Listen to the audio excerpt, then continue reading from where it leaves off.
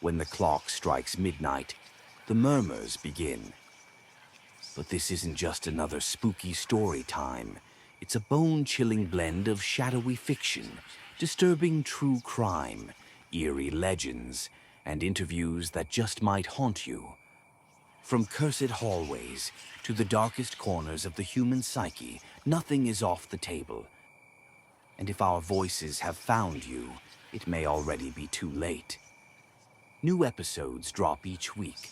Follow Murmurs at midnight and invite the darkness in.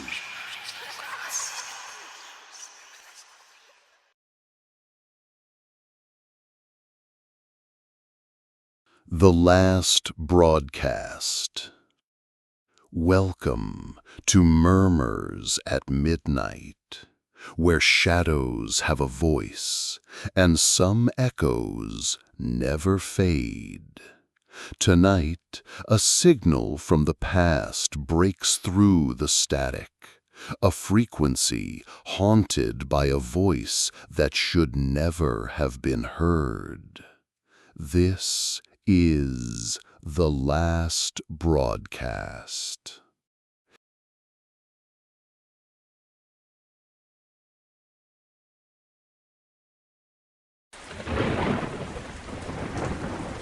It was a rainy night in 1986.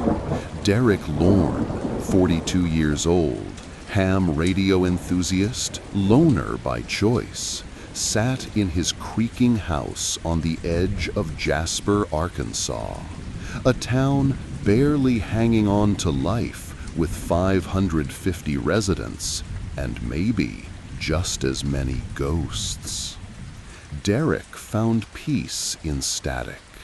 The hiss and hum of the night airwaves made more sense to him than people ever had. But on that night, something found him. Something that didn't belong. Please, if there's anyone there listening, help me.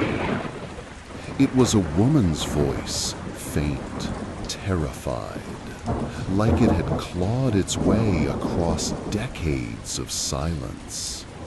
Derek leaned in, fingers trembling over the dial.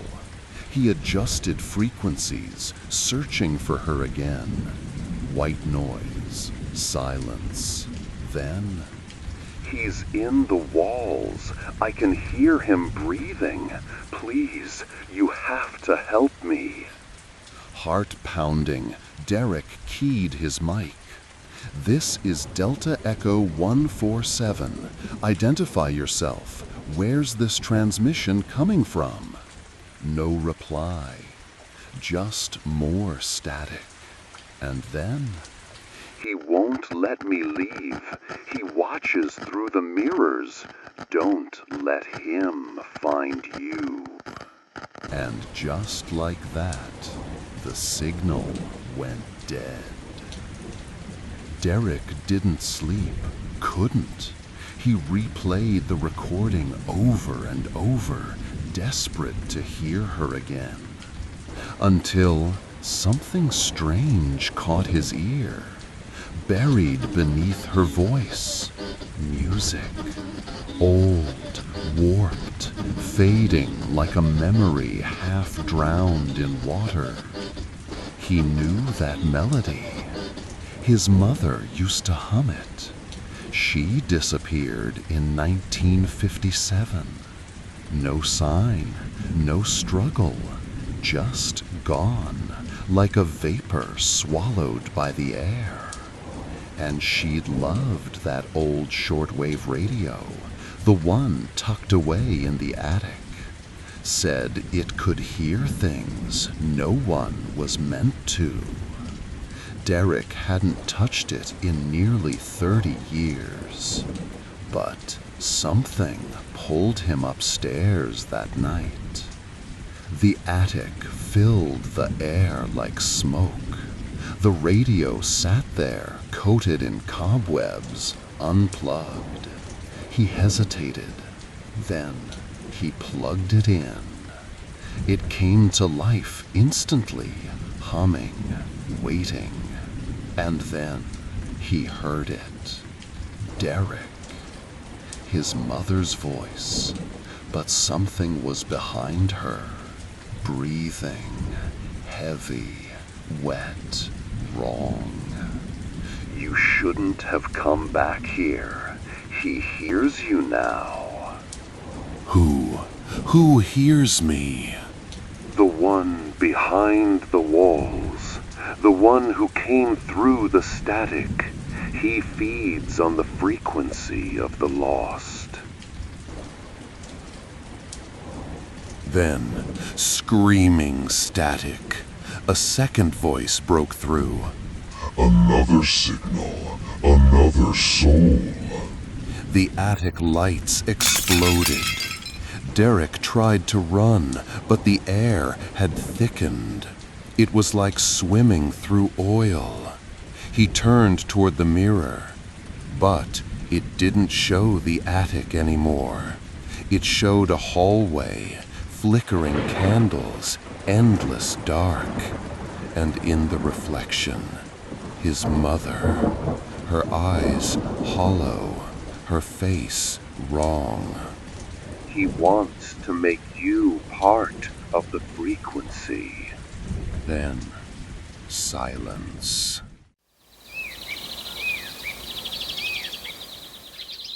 By sunrise, Derek Lorne was gone. The attic door was wide open. No footprints, no blood, just disturbed dust, as if someone had walked or been taken into nothing.